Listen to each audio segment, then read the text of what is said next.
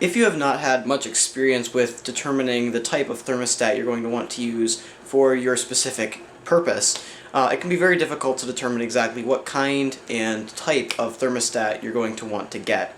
So in this video I want to explain the different types of thermostats, what their different purposes are, and which one you should get in a variety of different situations. So before I get started, I just want to let you guys know I'm planning to do a giveaway for an INKBIRD ITC 308 thermostat the first Friday in November 2022. That's exactly 2 months from today.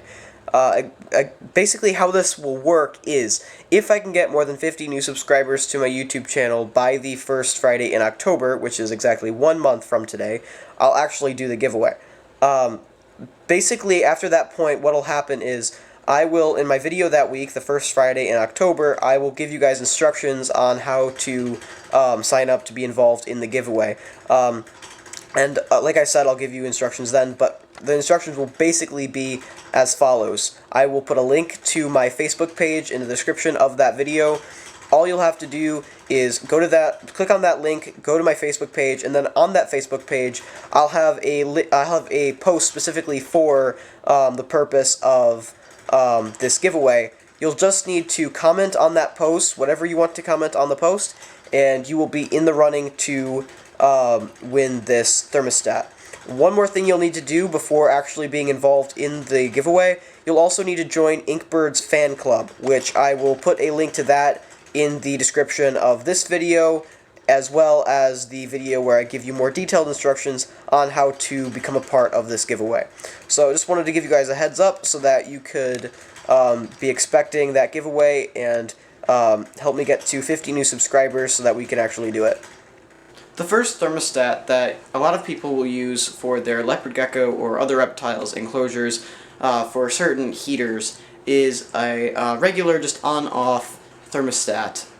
These can come in a variety of different brands, types, with a variety of different features, but the standard on-off thermostat with no added features basically just tries to keep the temperature in the area where it's supposed to be controlling the temperature for at the set temperature by turning the heater on or off. This is really useful for heaters such as DHPs or deep heat projectors, ceramic heat emitters, heat mats, and heat tape, because none of these heaters emit any light.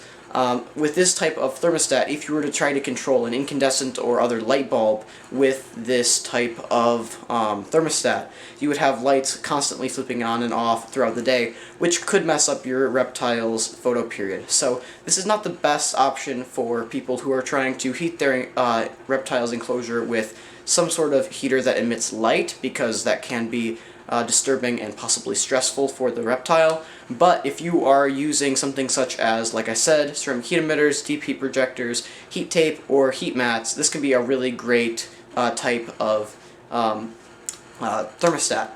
I use these thermostats in all of my reptile enclosures because they don't need to be kept at a very exact temperature. For leopard geckos, they can be kept between 87 and 92 degrees Fahrenheit, and this thermostat does a pretty good job of ensuring that the enclosure is within that range most of the time.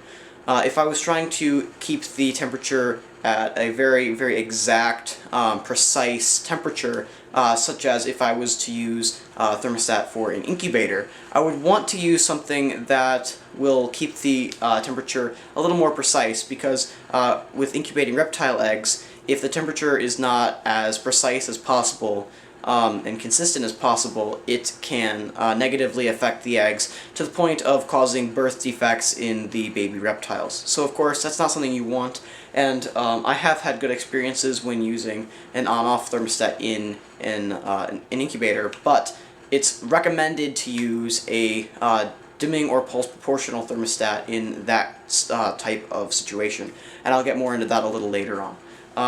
You can get on-off thermostats in a variety of locations. People will use them a lot for gardening. They will put heat mats on these thermostats, and then they will use them to heat the seedlings that they are growing, so that they can plant them outdoors. I know tomatoes and peppers need to be started indoors 6 to 8 weeks before they need to be planted outdoors, and of course they need to be heated so that the soil temperature is warm enough to have them grow fast enough.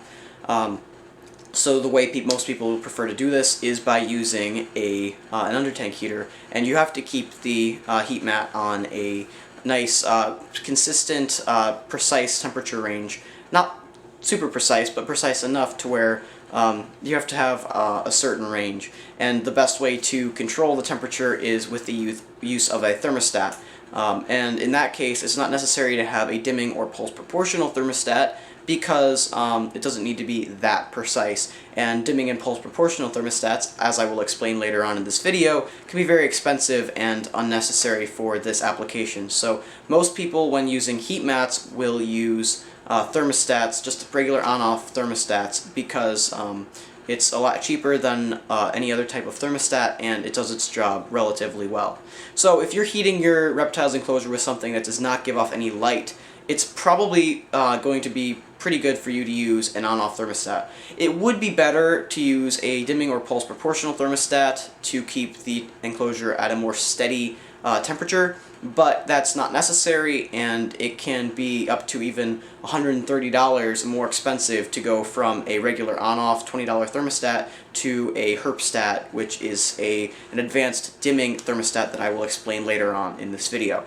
So this right here, if I can get it off the wall, is a on-off thermostat that I use to control the heat mat that heats my leopard gecko Leia's tank. This thermostat has been serving me well for a number of years now, and not that exact model, actually. I have been using a different model for my other leopard gecko Lynetta for over 3 years now, and it's been working really, really well. And then I ended up switching that thermostat to Rex's enclosure, so now that is on Rex's enclosure, and I have replaced it with a ZoomEd thermostat. That's just a regular on-off thermostat, same as the other one, but it has a couple more features, including an alarm, which of course is definitely something that I would like to use if I needed it, but for this application I don't really need it. So I just don't use the alarm, just use it as I would the regular on-off thermostats. But when I bought this thermostat, it was a $20 deal on Facebook Marketplace, when this thermostat is normally around 40 bucks. So of course I couldn't let that deal pass me by. So I bought the thermostat and switched around some thermostats, so now I'm using all of the more expensive thermostats and then keeping a less expensive, kind of crappy one in case I have an emergency. That less expensive kind of crappy one, I do not remember the brand. It came in a kit. It was like 30 bucks for a thermostat and heat mat on Amazon, and the thermostat that I got with that kit does not, if you have a power outage or something like that, will not remember the temperatures that you set, which is a big deal for me because at night on a timer my reptiles' lights and heat will flip off, and they need to have the heat at the same temperature as it normally is during the day the next morning. So I don't want to have to get up at 7 o'clock every morning to and make sure that I remember to reset the thermostat to the correct temperature. I like to be able to just get up and go about my business that I have for myself for the day without having to worry about my geckos until the evening when I feed them and take care of them. So that's just my personal preference, and you can use a thermostat that does not remember your set temperature if you would rather, but they're generally only about $5 cheaper, and they definitely are a lot less convenient. So I recommend using a thermostat that will just remember what temperature, and a timer that will flip it on and off at night. I will leave a link in the description below to an on-off thermostat that I recommend for general purposes with reptiles. It's a pretty good thermostat. It's about 20 bucks on Amazon, and I've been using it. This is the one that I've been using on Lynetta's tank before I switched it to the ZoomEd one, and it's the one that I'm currently using on Leia's tank, Rex's enclosure, and I have one controlling the heat mats for all 4 of my hatchling enclosures. So it's a really great thermostat. I really, really love this thermostat, and I definitely recommend it to anyone who is going to use an on-off thermostat to control the temperature in their reptile's enclosure. It's just a really great thermostat. It does remember your set temperatures if there's a power outage, or if you're like me and like to use a timer to control the lights and heat of your geckos or other reptiles' enclosure. So it's just a pretty good thermostat that I definitely recommend.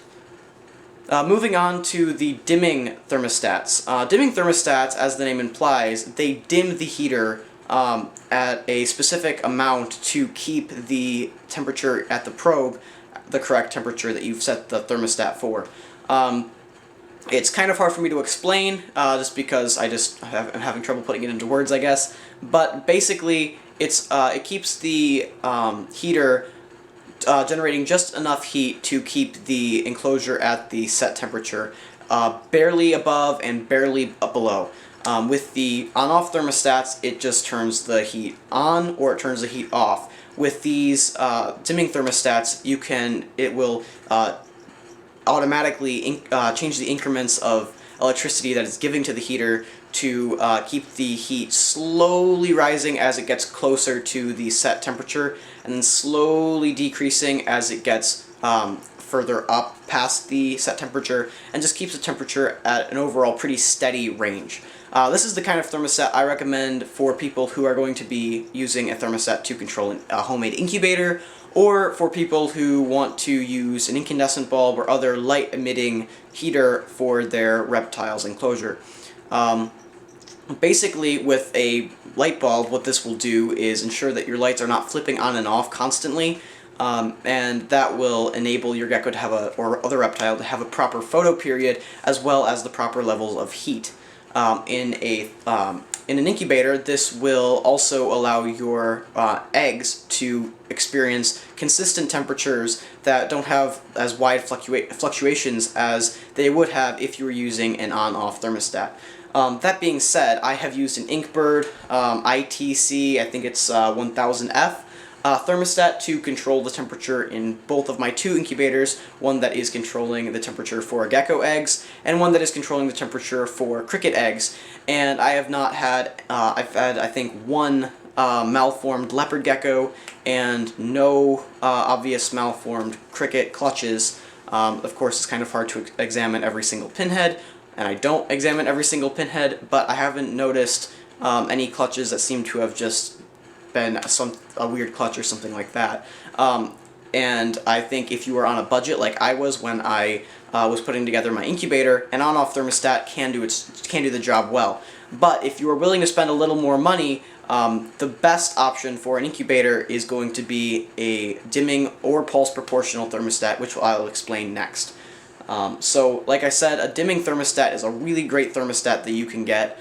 I'm not sure what type of thermostat the Vivarium Electronics thermostat is. I believe it is either pulse proportional or dimming. I don't remember. Both of them are very similar, and I will explain how a pulse proportional thermostat works in a minute here. But I do know a Herpstat is a dimming thermostat. So they are generally really great thermostats for reptiles, but they are really expensive. I think a basic Herpstat is like $150. This will only control a single unit, and of course, it's not the best option if you're on a budget. You can get more advanced units that can control up to 6 different enclosures, but they can get up to like $600 for the Pro Herpstat that can control, I think, 6 different heating units. So they are extremely expensive compared to the on-off thermostats, but they do a really good job, and they're definitely a great thermostat. And if you do not mind the cost, I definitely recommend them as basically an all-purpose thermostat, but especially with light-emitting heaters and in things that need to be really precise, like incubators. So Herpstats are really great dimming thermostats. If you can find a dimming thermostat that's not a Herpstat or a Vivarium Electronics thermostat, if they're dimming, again, I don't remember if they're dimming or pulse proportional, but if you can find kind of an off-brand dimming thermostat, it will probably work well, but I was looking and I could not find anything. So Good luck. If you can find it, then great, but if not, a herpstat is going to be your only option. And definitely a herpstat is going to be what you want to use if you're heating your enclosure with some sort of light emitting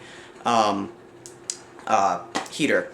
Another alternative, real quick, before I get into the pulse proportional thermostats, an alternative to using a dimming thermostat for light emitting heaters in a reptile's enclosure is you can use an on-off thermostat and then have a non-heat emitting light bulb running just for the entire course of the day, so that it won't be a very noticeable drop in the amount of light when your heat light flips off.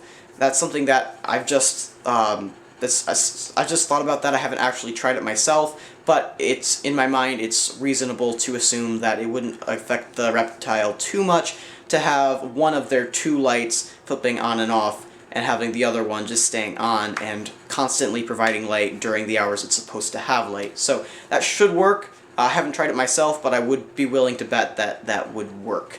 That said, you're going to be spending like $15 more for the light fixture plus however much for the light bulb to get an extra light to go 24/7, or sorry, 12 hours of the day, or however long your species is supposed to have lights on for. So I'm not sure exactly if that would be worth it for you if you're investing in a more high quality on-off thermostat, but if you're going to be getting just a cheap $20 on-off thermostat, this may be something that you want to do. But anyway, back to pulse proportional thermostats. A pulse proportional thermostat is similar to a dimming thermostat in that it automatically detects how high the temperature is and adjusts the amount of power given to suit the temperature that it's at. But the way it does that is a little different. Whereas in a dimming thermostat, it dims the amount of electricity, in a pulse proportional thermostat, it constantly is giving off little pulses of electricity, and it increases the frequency of these pulses to give more heat, and it decreases the frequency to give less heat. So the pulse proportional thermostats don't work quite as well for light emitting heaters, because light emitting heaters would then be just constantly flipping on and off really, really quickly. And I'm not sure if it would even be perceptible to the human eye or not. I haven't tried it, so I'm not sure. I'm not sure how quickly they are flipping on and off, but it would be something that you would definitely want to look into before using a pulse proportional thermostat to control a light emitting heater. For a incubator or something like that that needs to be very precise and does not emit any light, this would probably work pretty well. And the reason it would work well is for a heater that does not emit any light, you wouldn't be able to see anything. It wouldn't be affecting the geckos, of course, because they're eggs anyway, so they can't. I'm not sure if they can really detect light outside of their eggs or not, but I don't think it would mess up any photo periods that they have. Again, don't quote me on this because I have not done any research on if it would affect the eggs, but I would assume that light flipping on and off constantly would not affect them as much as it would affect an adult reptile. But as I was saying, pulse proportional thermostats are keep the range that the temperature ranges in to very small ranges, and that's exactly what you want when using an incubator or really any type of enclosure, but it's much more important when you're using an incubator. So pulse proportional thermostats and dimming thermostats are for an incubator, they work really, really well, and either one will work just as well for an incubator. For using a light emitting heater, I would recommend a dimming thermostat because, of course, that will not be constantly blinking on and off really quickly or flipping on and off constantly throughout the day as an on-off thermostat would cause it to do.